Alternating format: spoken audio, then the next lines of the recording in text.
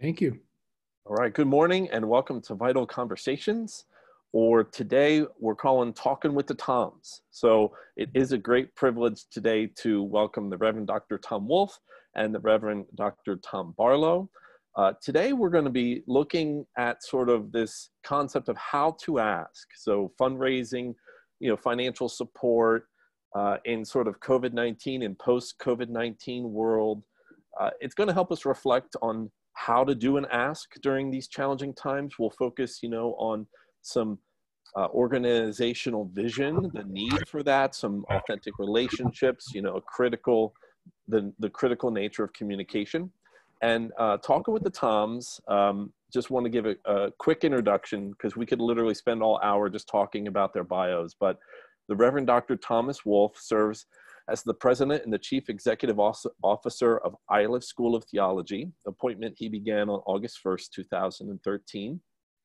He serves as the president of the International Association of Methodist Schools, Colleges, and Universities.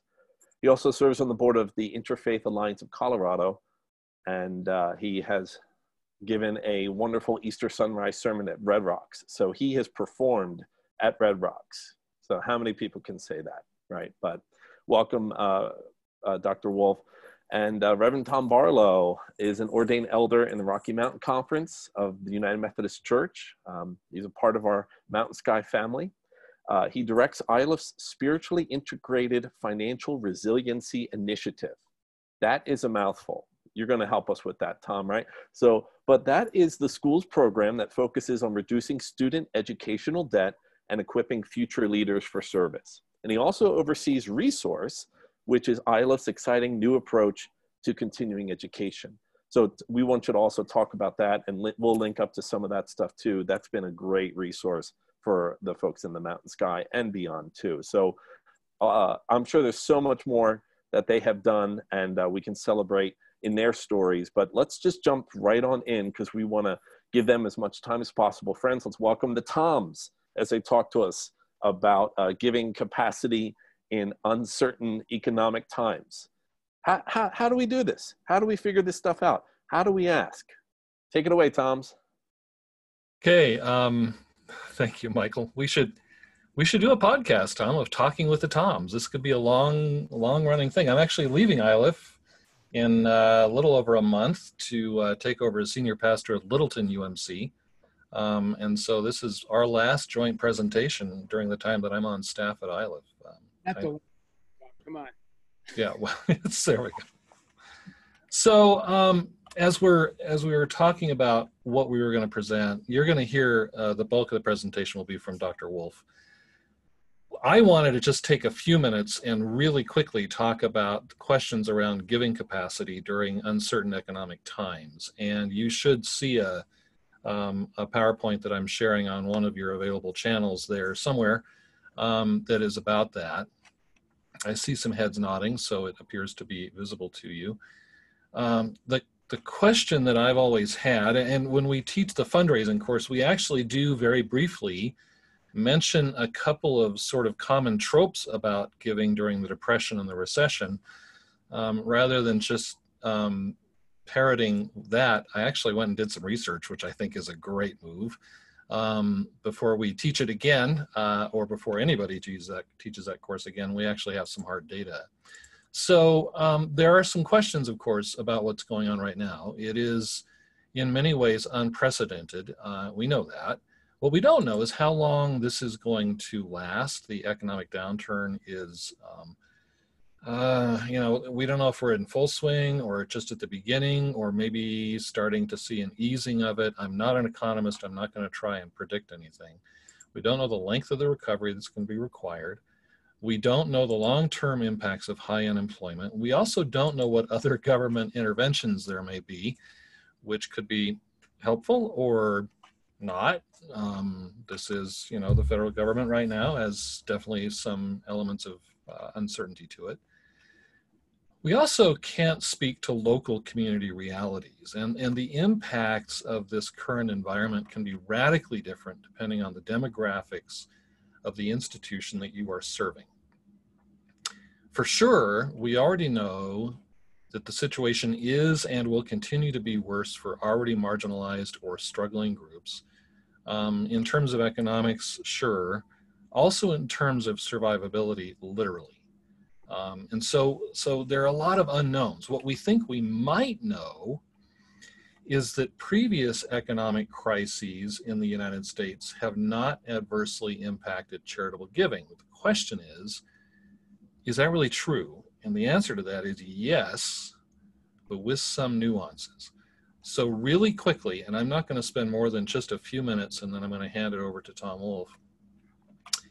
The Great Depression is one of those times when we think that charitable giving continued at a fairly reasonable rate. That was 1929 to 1936 or 39-ish, although this was a worldwide event, and some countries really felt the effects much longer. Worldwide GDP dropped about 15%.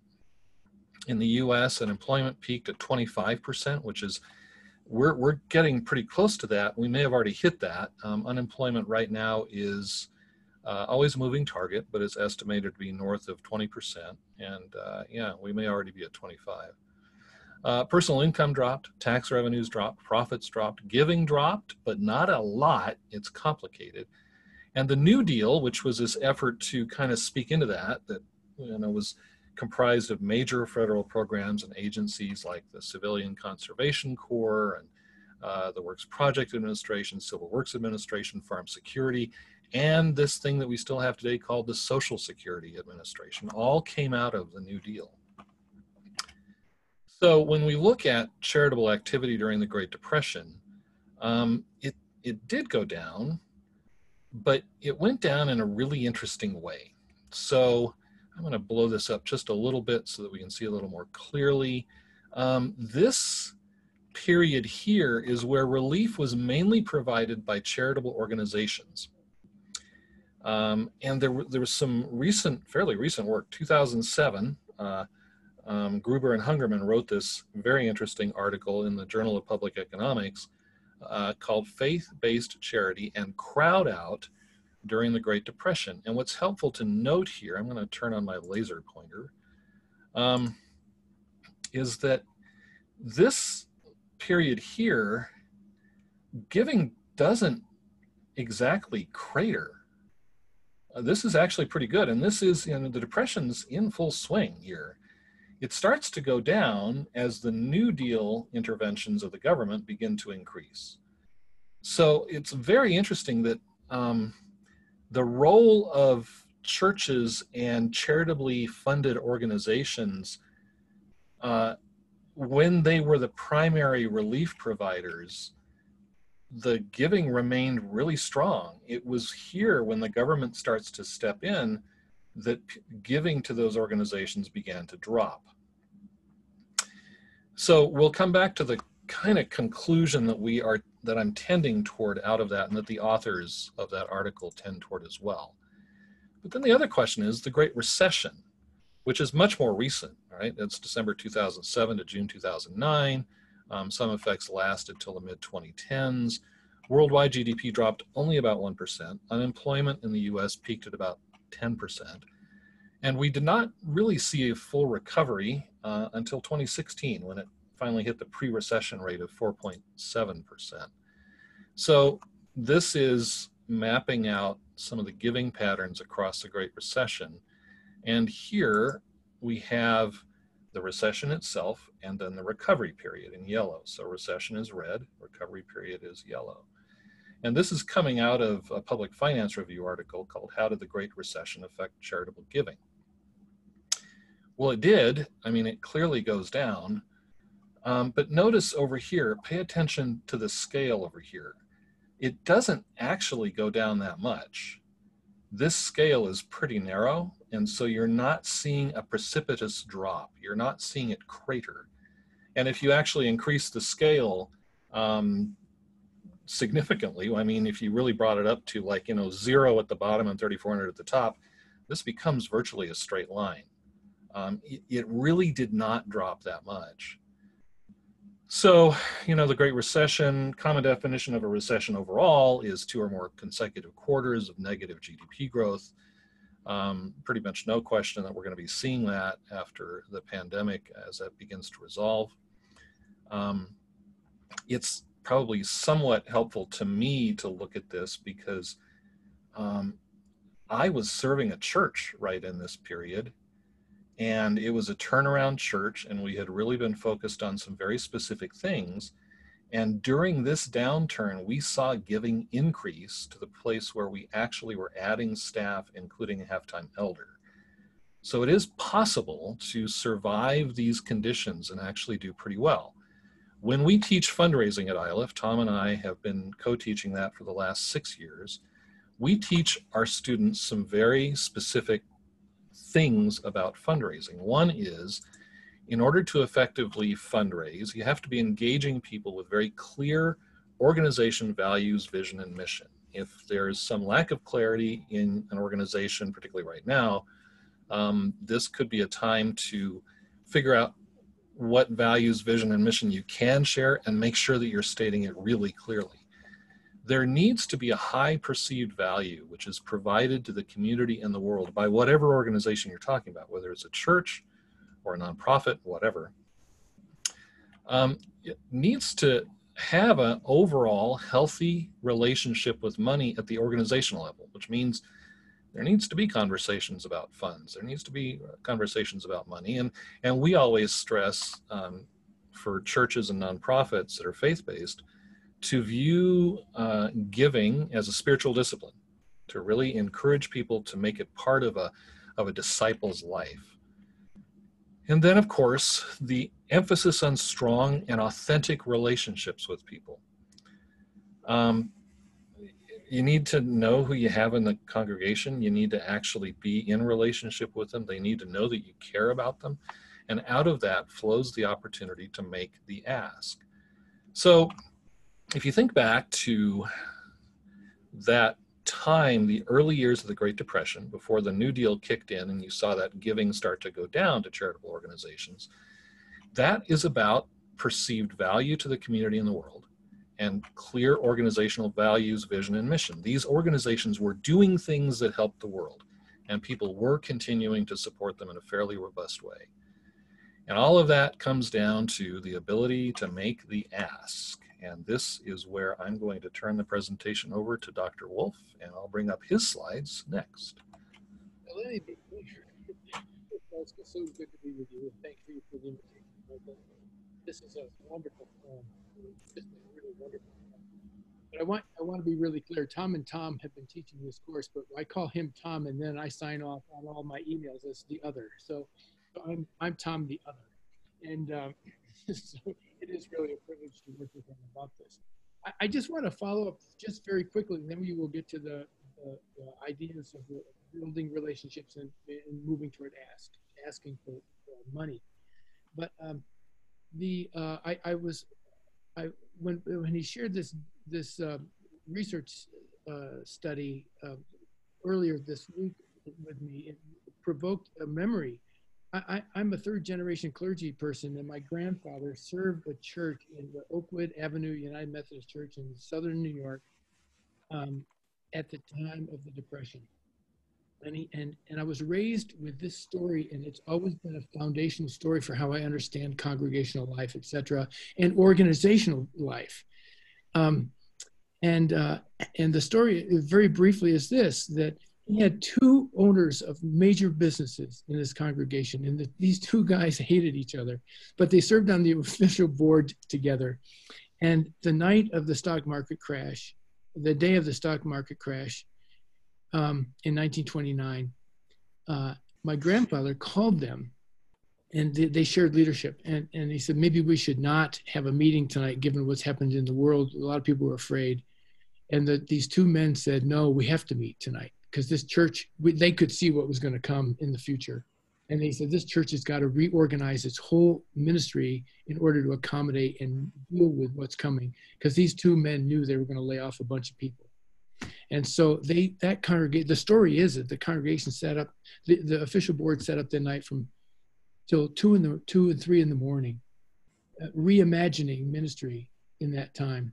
And they started basketball leagues to keep people physically moving, and sewing and feeding programs, and special opportunities for kids and interventions with the community.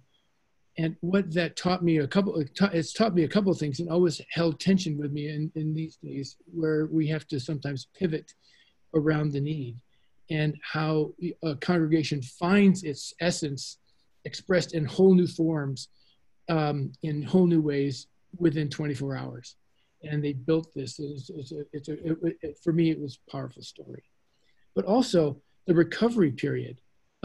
We were talking to a consultant recently for Iliff, who manages our endowment, and he was showing us the data from the Great Depression. It took over it established itself in 1929, but the new bottom of the new economy wasn't experienced until about 1955. So the recovery period was a huge amount of time. Just finding the market, finding its new bottom, and it has taken 5 years for the recovery of the 2008. So it's a new bottom was found later. So all of these things we are navigating the visible and the invisible right now. So let's talk about what we can do. Can I do a quick survey, please? Thumbs up. How many of you like to ask for money? Okay. I love clergy. They're very honest. How many of you have had some significant experience in raising money? Thumbs up. Okay. How many of you have, we'll start there. And I don't want to do all the talking, and neither Tom nor I do. And so we're going to make sure we give you room to have the last word and all the questions. So let's talk about the building toward the ask. And what we're doing is we're lifting out we're starting sort of midway in our course that we teach together. But we usually do organizational development stuff, and we also do organizational theory, and even before that we do theology of stewardship. And I will recommend 2 books to you. This is old, but it's really classic. Douglas John Hall, The Steward, A Biblical Symbol Come of Age. And I don't know if you can buy it new anymore, but it's worth getting a copy. And I know this is being recorded, so you can play back. And then Imaging God, Dominion as Stewardship. I think this is one of the best theological representations of how we look at money as the church. And if I can summarize in one sentence, Douglas John Hall reminds us that we own nothing, but are entrusted with everything. And when we get our mind around the fact that we don't own anything, but are entrusted with everything, all of a sudden our relationship to all things is transformed. And so that in that transformation, it helps us actually build these relationships, and helps us with our own notion of money, and not getting in the way of helping others find ways to give and find giving for themselves. So it begins with relationships. I mean, I cannot emphasize this enough. Relationship.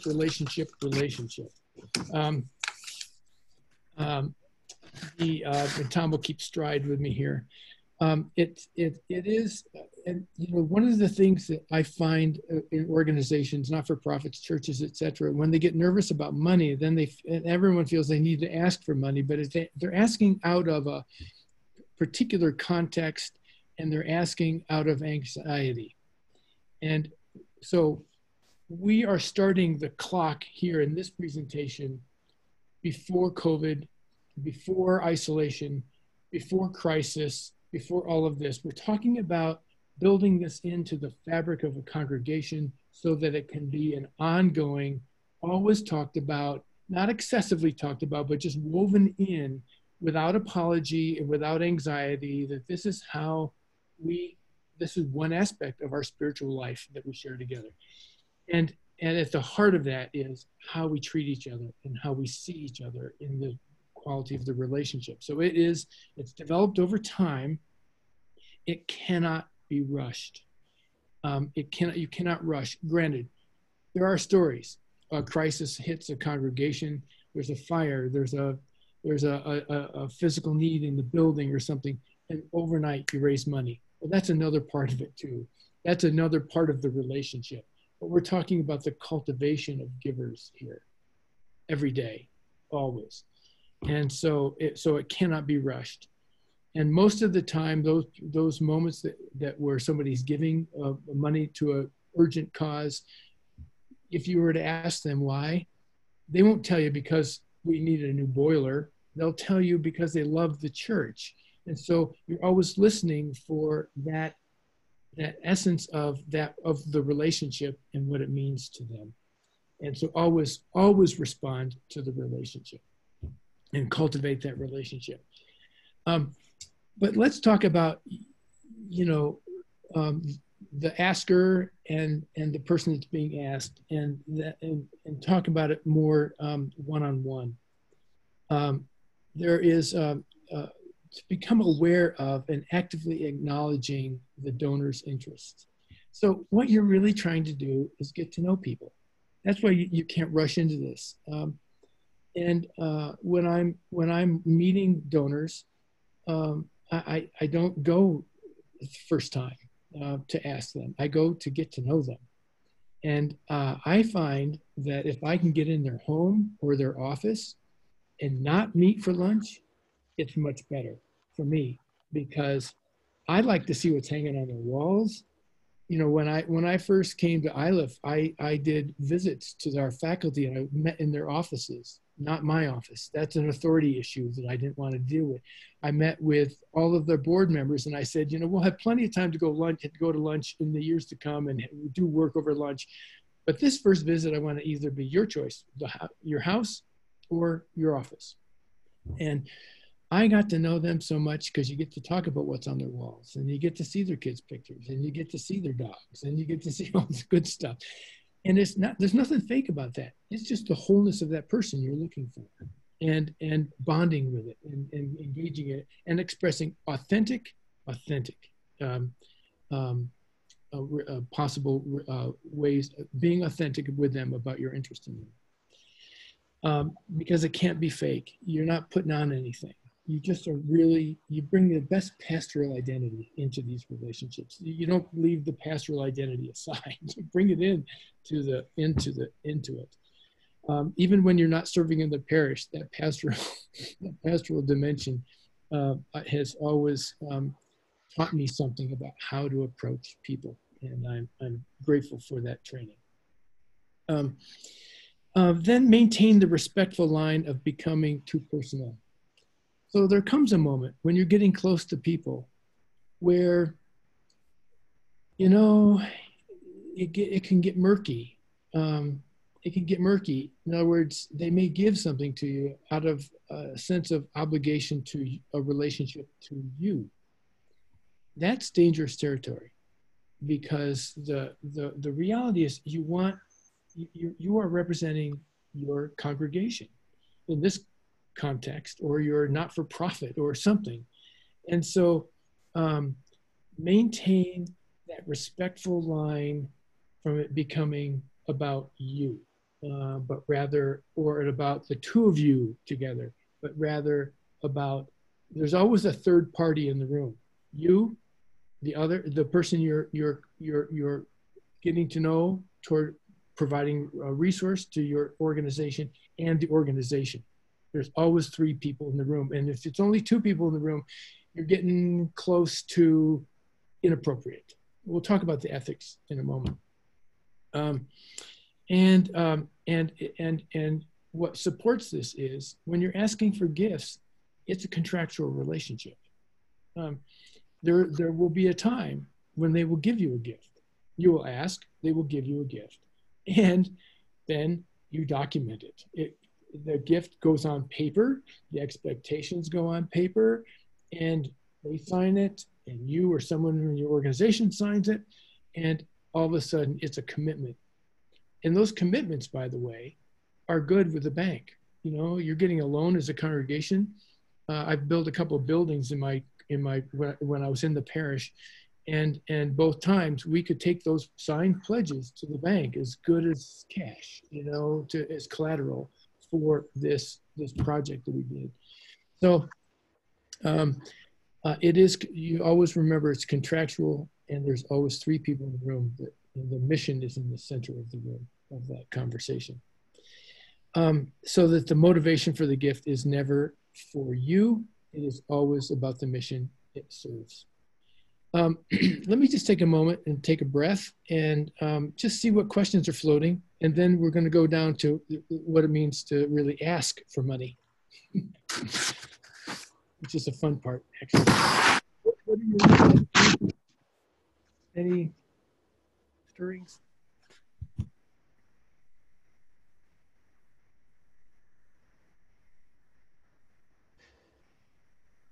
Not seeing anything in the chat right now. Friends, feel free to chat your questions and we can try and raise them up. One thing that, one thing I want to say, and then one thing I want to ask, a lot of times for those that have gone to seminary, what we often say is they didn't teach this in seminary. And I'm so thankful that, you can't say that at Iliff. You're teaching this. And I really appreciate that, because this is one of these elements that I think a lot of folks, if they didn't go through your course, wouldn't have gotten. So thank you for doing this work. It's foundational educational work, in my opinion. And the question I have is, on the topic of relationships, for those within our United Methodist system, which is an itinerant system, as folks kind of come and go and understanding relationships, and how do you, for someone that is maybe transitioning into a new location, I mean, we all understand that the best time to plant an apple tree was 20 years ago, but the next best time is today. So, some of this work has been cultivated in local churches. Some of it may not have been, and people are transitioning and they're having to begin. Can you speak about, how you've done it or how you've seen it work, and how, I know you've named authenticity and a lot of great relational things. Anything else about, kind of the itinerant system with this? Yeah. I've grown up in the itinerant system and heard stories about it in my previous generations. And my dad was a pastor in the United Methodist tradition. And in Maryland, my wife is a pastor in the United Methodist tradition as well. So we've shared itinerancy. I've always inherited churches where they had some projects they were waiting. They were either trying to get rid of some deferred maintenance, or they had a building they needed, to fix or something. And what I found was that, coming in the door with the expectation that you're going to be the pastor that's going to build the new church, the building itself. And of course, that's never just a building, it's a mission and it's a reassessment of everything.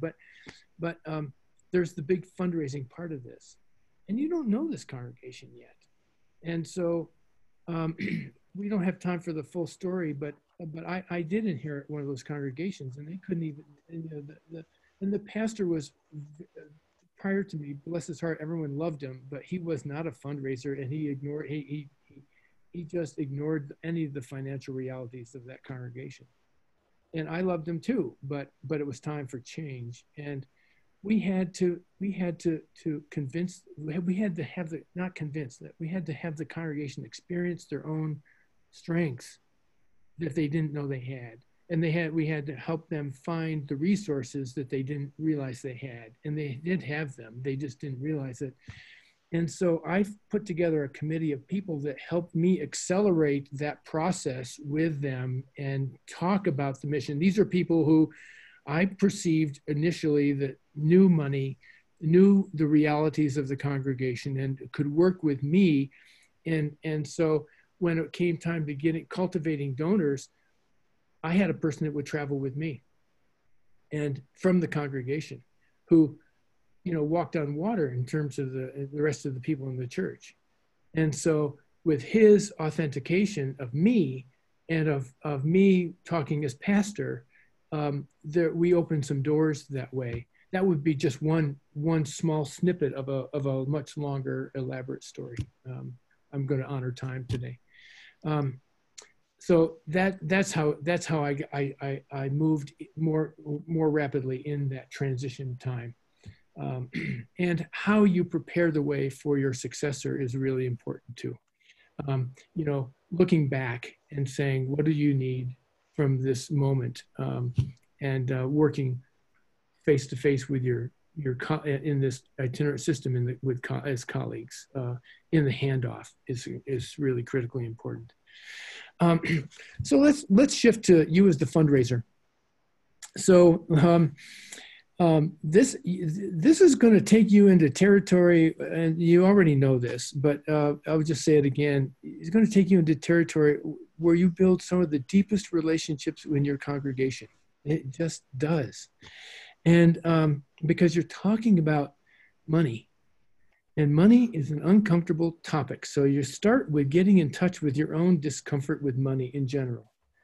Think about your family that you were raised in.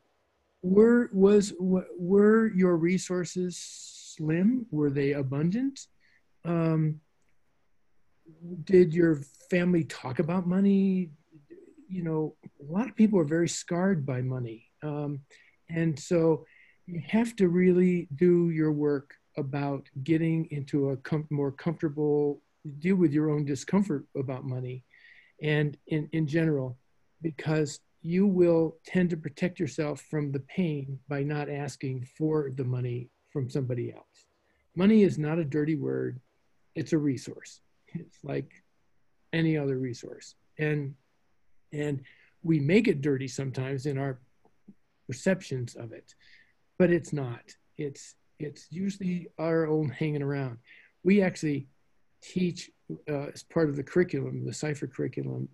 Carrie Doring teaches a whole course on our limitations around money and resources, and so people can tell their stories and figure out what it is from their own past. So we don't have time to give narrative here, but just think about your own experience, or look at people who you know. You know, do they have a mindset of fixed income? Do they have a mindset of abundance? Do they have a mindset of money's bad? Do they have a mindset? What is their mindset? And I would also add that you can move into a congregation where there's a collective mindset about resources as well. Very briefly, when I was leaving seminary in California, I was going back to upstate New York when I was going to be appointed in upstate New York. And I had a chance to have a long conversation with Lyle Schaller, who was one of our, some of you maybe not remember him, but I'm an old guy now. But he was a very prominent church growth expert of the day, and really set in motion a lot of things that Bandy and others have drawn from and developed further. And I got to drive him to the airport from a workshop I was at with him. And I prepared all night for this conversation, this free consultation. And so I asked him, I said, Lyle, I'm going home, Dr. Schaller in those days, Dr. Schaller, I'm going home to upstate New York. I've been out here in California for 3 years. By choice, it's been a good experience for me to expand the notion of the world. I said, but where am I going? Tell me where I'm going back to. And he said, you're going back to 1930, where the Depression left a very deep scar in the Northeast because of they didn't have a year-round growing cycle. It was frozen most of the time. And people had, they were worried about, can money reach this far, or is it got to reach this far? And he said they have a Depression mentality that they haven't gotten past yet. And when I got to that congregation I was just telling you about, I saw it. It was so vivid. But if he hadn't told me, I'd be scratching my head going, why don't you know what's going on? So find out the culture of money, not just the individual notions of money, and not just your own individual notions of money. Always, if you're going to go into a campaign of any kind and you're soliciting, make the first pledge. I think that should be a rule. I don't care how big it is. It should be meaningful to you. If it's not meaningful to you, you start undermining the firstness of it. But when you're going to ask for money, you have got to know in your heart and soul, without, you don't tell anybody, it's just how you are in that visit, that you have made the first pledge and you feel good about your pledge. There's a freedom in that to ask others to join you, That is really important. And so it clears your head, and put your heart in it, and they will feel your commitment to it as well, even without you saying a word about it. If they ask you, you don't have to lie. You can say, yes, I have made a gift. And that's on the record. Let's talk about, it's okay to preach about fundraising. There's a lot of mixed feelings and old messages about that. I'm not going to source them out. We can spend a lot of time doing that. We don't need to. Talk about money, not about, it's not about asking. It's not about asking from the pulpit. It's about framing the resource from the pulpit. And it's about doing good theological work about the resources. And it's about everybody's life as well. So talk about their lives and talk about this resource that we all have to navigate in our lives. And then talk about how that can support, enhance, and grow what we all love together in this place, this congregation, this life. You talk about it. Ground yourself with a good theology of money. I'll go back to Douglas John Hall. When I'm getting ready to make an ask, I do a couple of things sort of ritually. And I just think to myself, we own nothing but are entrusted with everything. And if I feel that for myself, and I do, I really do, then I can help somebody else discover that for themselves. And so do that. Now, very practical. You're going to be driving to some visit. And so practice in the car. I always practice in the car. I talk all the way to an ask in the car. I practice my inflection. I practice how I'm going to start the conversation.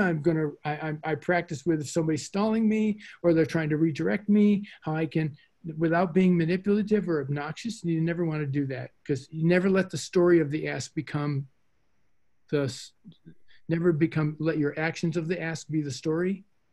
Let their response remain the story.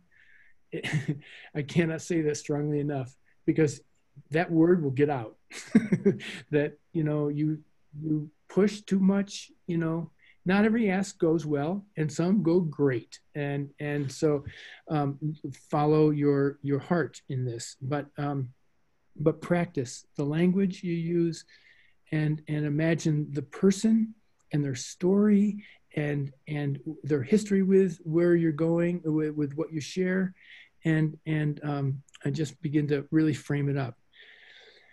And then I think there's a fundamental belief that we've got to find in ourselves, and that is that I did this exercise in a stewardship workshop. I used to teach stewardship in the Upper New York Conference, and I came to realize that people are more naturally givers than they are receivers. I used to take these we would do these workshops, and we'd have this group of 8 people, and right out of the blue, we'd say, find something in your person and give it to somebody in your circle. And then they would go off and they'd do this, and then we'd ask them to talk about it. And everyone to a person would say, I can't, this is important to you. I can't receive this. I can't receive this. This isn't right. You shouldn't give this to me. And people, but I want to. We are so much more comfortable with giving than we are about receiving. We get really creepy, weird around receiving.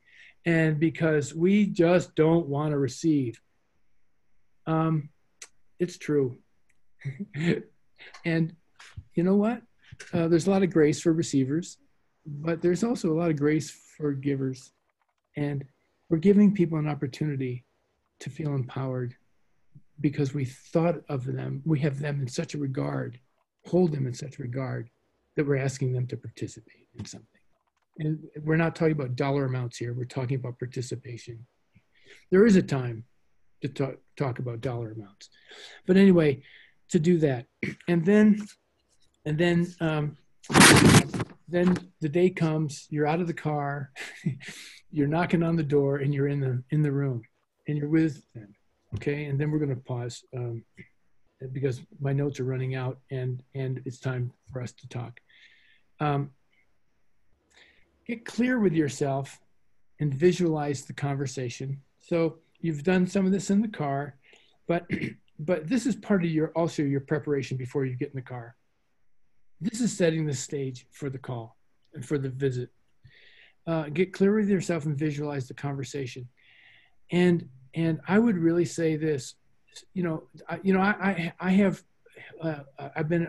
finishing up 7 years at Iliff, and I now know a lot of our donors very well.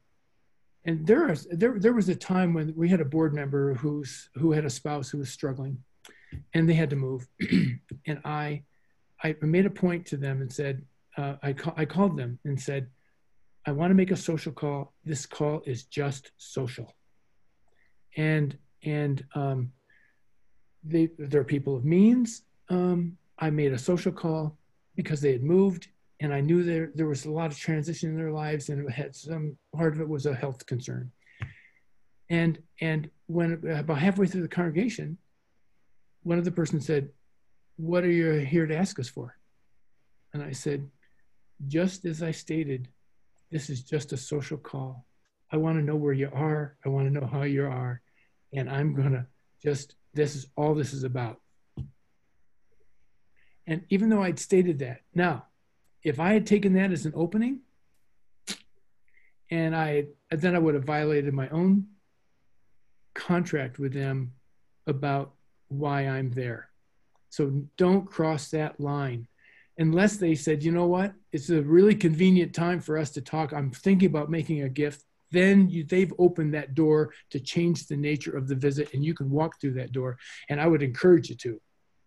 That means you just stop talking and you start listening to what they're wanting to say, and just receive, and then reflect back with them.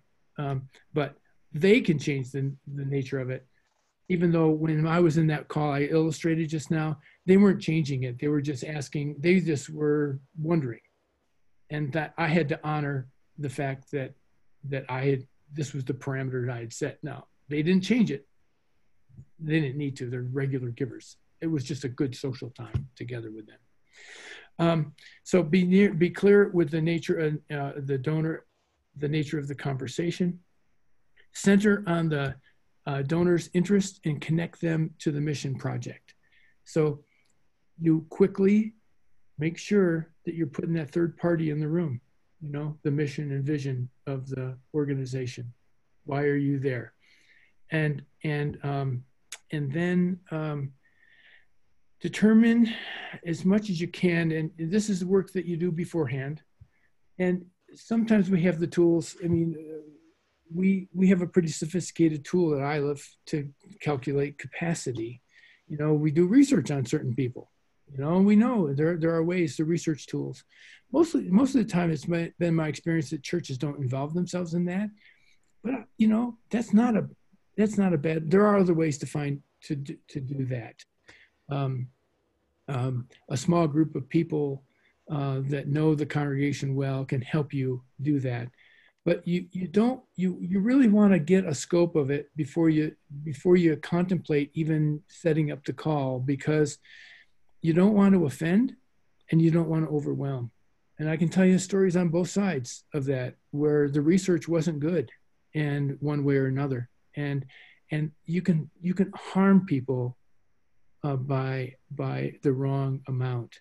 And we could spend another whole session on how you determine and how you establish. But I'm just in the time frame we have here, I'm just trying to name several of the issues that I'm glad to always join you again in a more focused way. But do the research and determine the size of your ask. You can be flexible, but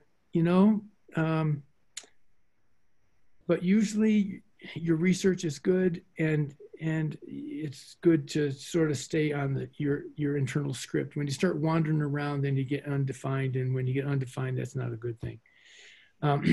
Stay within the ethics of asking. I can't say this strongly enough. People have memory issues. People have health issues. And when you're in a conversation and you sense for whatever reason, there might be an onset of Alzheimer's or something, if this person isn't able to track with you, yet they want to make a gift to you or to you through you to the organization, if you don't sense that they can give consent, you have to say no. You absolutely have to say no. It can be a huge gift. It could solve a lot of problems. But if you sense that they cannot give consent, you have to say no. Thank you very much, but no, thank you. You can say no in a nice way, in a protective way. I've had to do that. And it's just, it's painful for everybody because you know something's going on with them, you know? And you love these people. You just love them. And they want to give. And sometimes they don't understand the no, but you have got to help preserve their integrity. That's different than protecting somebody by not asking them for something. That's a different category. I'm just talking about when there's a medical issue or a memory issue or something going on in the room. And then, so that's the ethics in setting that boundary and being faithful to that person. And then who does the ask? You don't always have to do the ask. Sometimes you are a ride along and you co-visit. Sometimes you are the one who asked, but somebody's visiting with you. Sometimes if you're new in a congregation and you've got your authenticator next, for me, it was Leonard Mott. You know, Leonard had a stroke. I never knew him before stroke, but all he had to do was walk in the room and man, people loved him. And he loved getting out and it gave his wife some respite.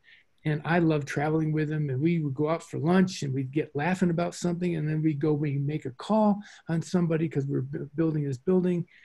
And Leonard would be in the room. He was so deeply trusted in the community and he always led with the gift and he had great resources and his mind was all there. He just couldn't say the words. And so it gave him purpose and it gave me authentication.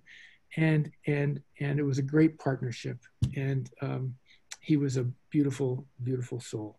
So let me stop. There's always more things we can do. I'm looking at the clock. How we doing, Michael? This is great. This is great stuff. Thank you so much. We know that, trying to keep it to an hour, there's so much more to dive into. A couple questions have been coming in on the chat box. The first one I kind of want to jump into, Dr. Wolfe, is you made reference about asking about a social call.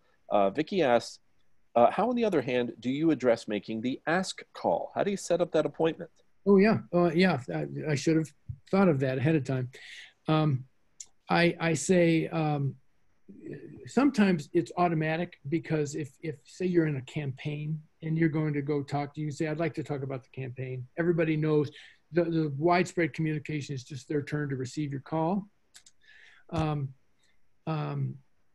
Or sometimes you frame it a little bit, and it depends on the situation, but you could say, I'd like to think about, I'd love to talk to you about a lead gift in this campaign. So, where you are in the pyramid or however you structure, what levels that you have to cover to make a success of this campaign. But you're upfront about it. You say, I'd like to come and talk about your gift. I've got an advisory council that I've cultivated over the years. And when I take them to lunch, if I don't ask for money, I've offended them. They know, and I'm going to say, I'm here to talk to you about Iliff, and I want to catch you up on some things and give a lot of time for your questions. And then I'd like to talk to you about what particular interest you might have this year as we move into this area of programming or whatever, or I sense that you are interested in this. And so I do this. There was only one time, and I would just tell the story. I was actually making an introduction of one of our staff persons to one of our major donors at Iliff. And the major donor was curious about a project we were taking on. It was a renovation project, and it was an expensive renovation project. And I was there for a social call. I declared it a social call. And this person said, so I'm really interested in this project you're taking on in the building. And I said, and I began to describe it. And she asked more and more questions. And I said to her, I'm not here to ask you for money for this, but I'm sensing you're interested in it. So I did shift the narrative a little bit. I said, would you be interested in talking about this in the future? And she said, yes, I'd like to talk about it now. And I said, okay, we can talk about it now, but with no pressure, because that's not why we're here. So I reframed, and it was amazing. We walked out of the door with a major gift because we were just being aware and sensitive. But yeah, setting it up, just be upfront, say, I'm here to talk about this project, and I'd like to know about your possible involvement with it. And I'd like to explore some of those things with you. Thank you. Tom Barlow, a question that came in on the chat, I'd be curious if you want to jump in on this one, is you talked about researching some of the gifts, and it was specific is, can you use Mission Insight? And Tom Barlow, you've worked a lot with Mission Insight. Is that one of the tools you use, or is there another one? You want to speak to some of that? Yeah, actually, I just posted a response up there too. Mission Insight does give you some insights into potential capacity for a donor, but it is not specific to a given person. It will help you think about which lifestyle segment a potential donor's in and have a sense about what would resonate with them. But in terms of actual capacity, it's not going to be a good resource for that.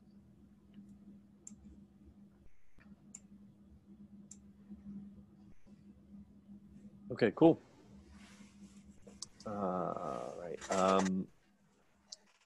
And then I guess one question that came in, and again, there's probably not enough time, but Mike asked, at least it's Mike on the chat, right? What is a good theology of money? Can you give us a one-liner? I know you used the quote before. You teach a whole course on this, so you got 20 seconds to answer the theology of money. Any final words on that? No. Well,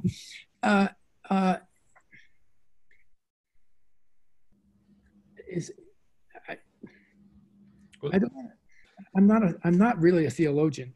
I'm theologically educated. But Tom, you want to answer the question? Well, I mean, one of the things we really drive home with the students, in addition to that wonderful little line that you've popped out with a couple of times from Douglas John Hall about we own nothing but are entrusted with everything, is that scripturally and theologically, there needs to be an understanding that we live in a place of abundance, not scarcity.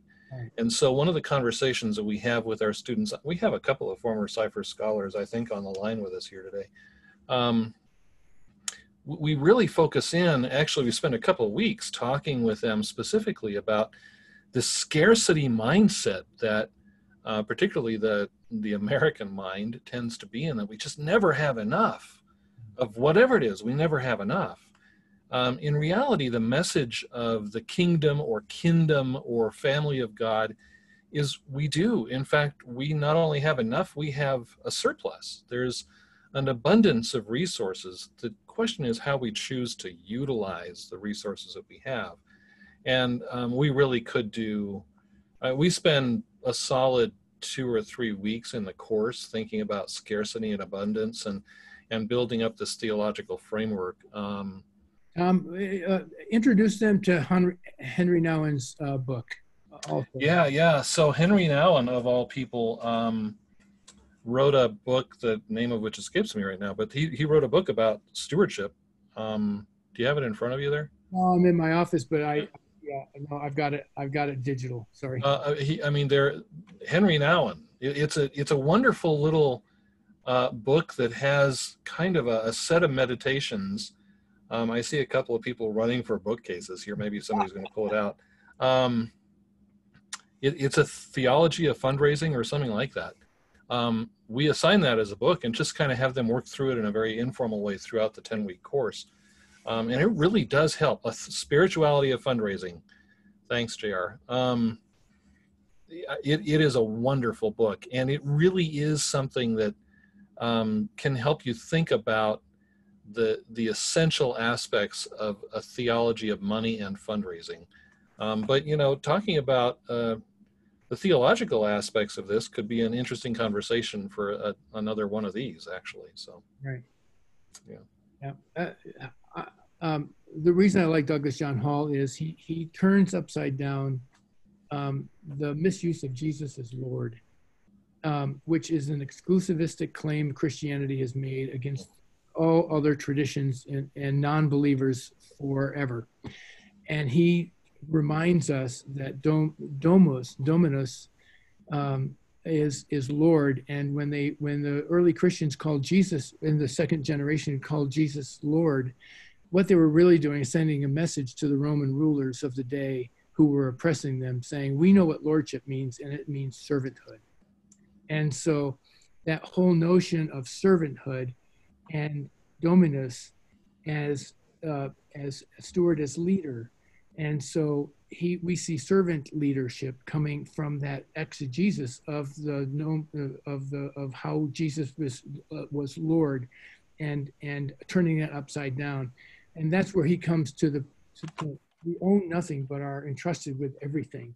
And so it takes power out of money and makes it a servant tool rather than a manipulative tool.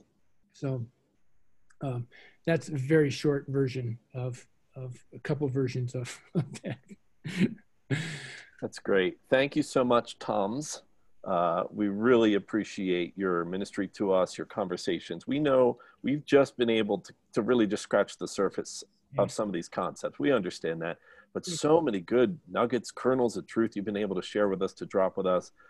You know, if we want some more information, now's the time. Share with us, how do we kind of get in contact? What would be some good next steps? Can we audit that course? Can we sign up for that course? When are you teaching that again? We want to attend that. You know, what are some ways that we can continue to dive deeper in this? And, you know, Tom, Barlow, if you want to talk about resource, whatever you want to do, give us some information on how we can go deeper with this stuff. Go for it, Tom. So we actually, let's see, the course is taught every fall. However, this next fall, I am not involved in it because I will have just be getting my feet underneath me at Littleton. So we've got another potential instructor that Tom's meeting with to help co-teach it with him. So that you could have a conversation about doing an audit of that course. However, I would also say that as part of the resource fall series last year, so 2019, we did a few little pieces, one of which was a workshop with Tom around funding and around making the ask and around fundraising. That was kind of the entire focus of our September series.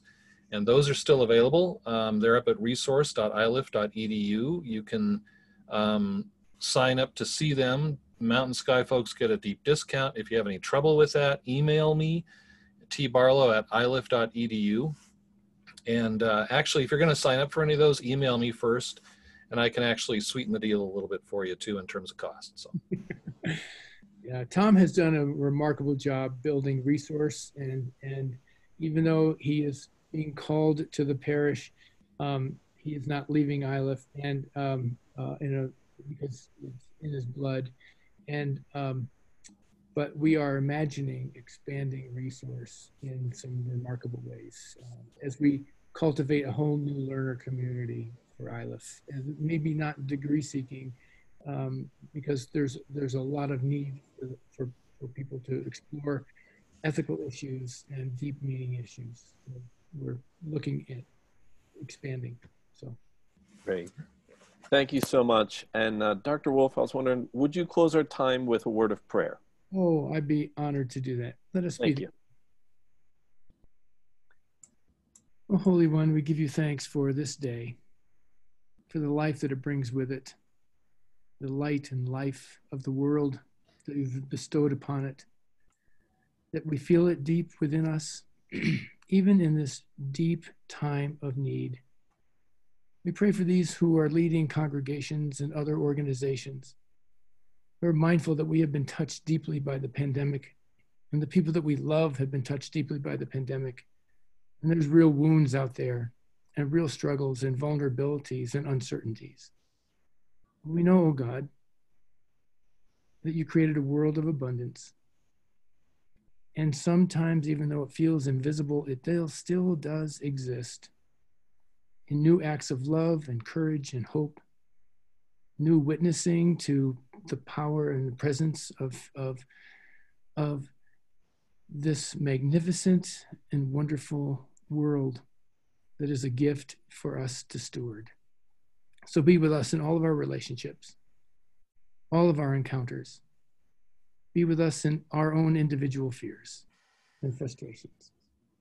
And know, O God, that you are among us, fully alive, bringing and reminding us of that light and life. Mm-hmm. Pray in Jesus' name. Amen. Amen. Amen. Thank you very much. And look for that email of resources of some of the things that we talked about. For next week, we're going to be talking about church size theory and some of the work that I've been doing here as the superintendent of vitality here in the conference. So that's a year's worth of my work that I'm going to be dropping on us next week with Reverend Jeff Rainwater, who is the dean of the cabinet, as well as coming into this new role. So fun times next week. A lot of cool stuff happening in the next couple of weeks too, with Vital Conversations, some cool people coming in. Again, thank you to Dr. Wolfe, Dr. Barlow for joining us in this time. Hope you have a great day, friends. Grace and peace. Thank you. Thank you. Thank you, Tom. Thanks, guys. Thank you.